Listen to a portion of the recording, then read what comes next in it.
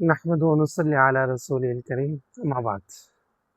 সম্মানিত ভাই বন্ধুগণ, জুমা দিন একটা ফজিলতপূর্ণ একটা দিন।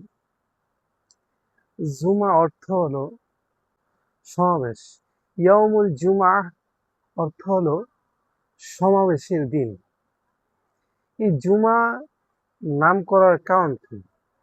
এই জুমা নাম করার কিছু কারণ আছে। অনেকের মতামতে যে হযরত আদম আলাইহিস সালাতু ওয়াস সালামকে সৃষ্টি করার সময় যে কাদামাটি জমা করা হয়েছিল, এই জুমার দিন ছিল। এবং এই দিনে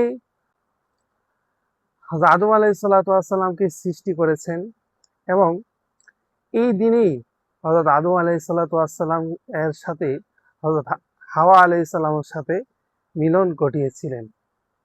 এবং এই দিনেই আল্লাহ তাআলা হযরত আদম আলাইহিস সালাতু ওয়াস সালামকে দুনিয়াতে পাঠিয়ে দিয়েছিলেন এবং দীর্ঘদিন পর হযরত আদম আলাইহিস সালাতু ওয়াস সালামের সাথে হাওয়া আলাইহিস সালাতু ওয়াস সালাম এর সাথে সাক্ষাৎ করেছিলেন হযরত আদম আলাইহিস সালাতু ওয়াস সালাম। এই দিনটা অত্যন্ত গুরুত্বপূর্ণ একটা দিন। আর জুমার দিন হলো সপ্তাহের শ্রেষ্ঠ দিন। যেমন কোনো মাসকে শ্রেষ্ঠত্ব দেওয়া, কোনো রাতকে শ্রেষ্ঠত্ব দেওয়া এবং কোনো দিনকে দিনকে শ্রেষ্ঠত্ব দেওয়া, এটা সম্পূর্ণই আল্লাহ তাআলার ইচ্ছাধীন। যেমন আল্লাহ তাআলা মাসের মধ্যে সর্বশ্রেষ্ঠ মাস রেখেছেন রমজান মাসকে এবং রাতের মধ্যে সর্বশ্রেষ্ঠ রাত রেখেছেন লাইলাতুল কদরকে। আর সর্বশ্রেষ্ঠ দিন হিসাবে আল্লাহ তাআলা নির্ধারণ করেছেন জুমার দিনকে। যেমন ফেরেশতাদের মধ্যে শ্রেষ্ঠত্ব দিয়েছেন আল্লাহ তাআলা হযরত জিবরাইল আলাইহিস সালাতু ওয়াস সালামকে। নবীদের মধ্যে সর্বশ্রেষ্ঠ যাকে দেওয়া হয়েছে তিনি হলো হযরত মুহাম্মদ সাল্লাল্লাহু আলাইহি ওয়াসাল্লাম। ঠিক তদ্রূপভাবে এই জুমার দিনকেও আল্লাহ তাআলা শ্রেষ্ঠত্ব দিয়েছেন।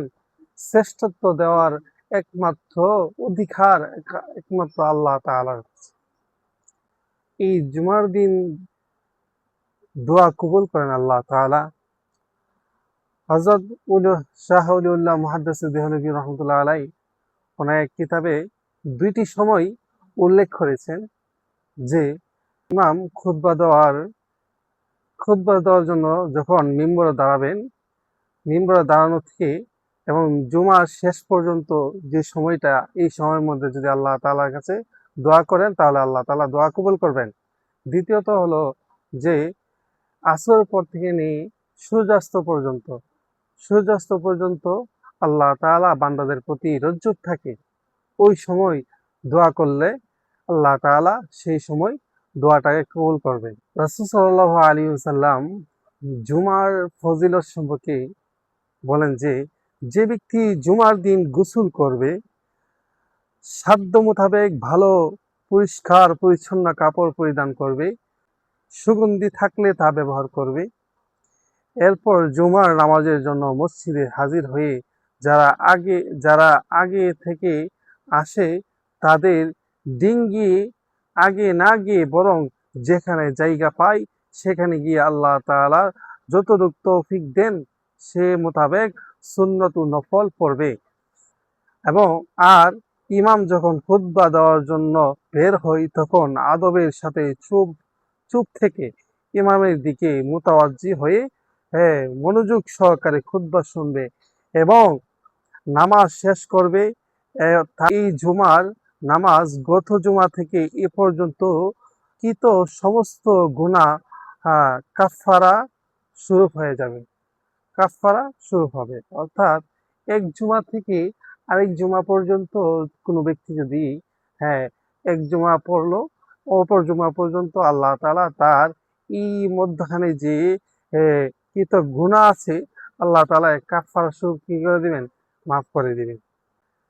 জুমার নামাজের স্তর, অর্থাৎ যারা জুমার নামাজ পড়তে আসে তাদের স্তর কিরূপ হবে? এক হাদিসে রাসূল সাল্লাল্লাহু আলাইহি সাল্লাম বলেন যে, যখন জুমার দিন ফেরেশতারা রেজিস্টার করে যে কে আগে আসে, সেটা নিয়ে তারা রেজিস্টার করে। সর্বপ্রথম যে ব্যক্তি জুমার নামাজ পড়তে আসবে, আল্লাহ তাআলা তাকে উট কুরবানি দেওয়ার সওয়াব দান করবেন। দ্বিতীয় যে ব্যক্তি জুমার নামাজ পড়ার জন্য আসবে, আল্লাহ তাআলা তাকে গরু কুরবানি দেওয়ার সওয়াব দান করবেন।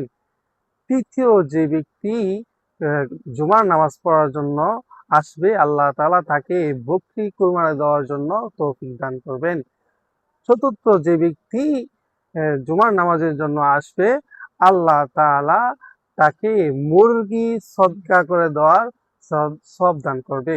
পঞ্চম যে ব্যক্তি নামাজ পড়ার জন্য আসবে, আল্লাহ তাআলা তাকে একটি ডিম সদকা করে দেওয়ার সওয়াব দান করবেন। এই জন্য যারা নামাজে আগে আসবে, আল্লাহ তাআলা তাদেরকে বড় সওয়াব দিবেন, এবং যারা স্তরের পর স্তর আসবে, আল্লাহ তাআলা তাদেরকে ক্রমান্বয়ে কিছু কমিয়ে দিবেন। জুমার নামাজের গুরুত্ব দেওয়া। আল্লাহ রাসূল সাল্লাল্লাহু আলাইহি সাল্লাম বলেন যে, ইযা খারাজাল ইমামু ফালা সালাতা ওয়ালা কালামা। ইমাম যখন খুতবা দেওয়ার জন্য বের হয়, তখন কেউ কোনো নামাজ পড়তে পারবে না এবং কোনো কথাও বলতে পারবে না।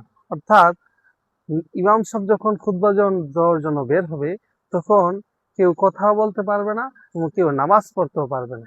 এই জন্য জুমার খুতবাকে গুরুত্ব দিতে হবে।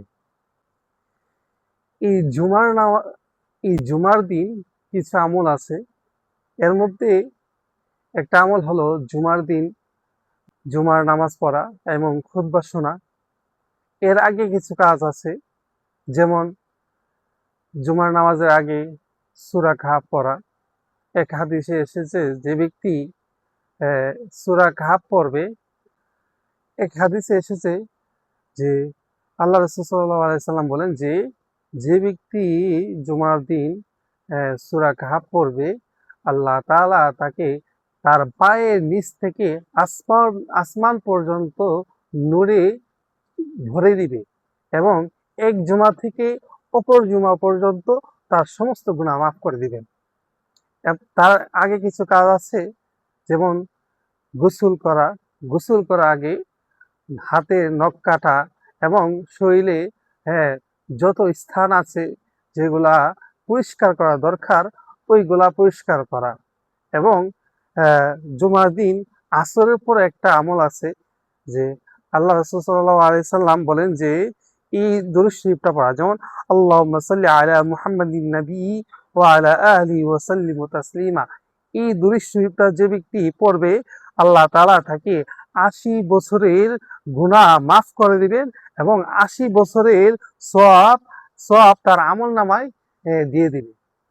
এই জন্য মুহতারাম হাজিরিন, এই জুমার নামাজকে গুরুত্ব দেওয়া এবং জুমার নামাজের ফজিলত জেনে এবং জুমার নামাজকে আমরা যদি গুরুত্ব দিতে পারি, সেই তৌফিক দান করুক। ওয়া মা তৌফিক ইল্লা বিল্লাহ।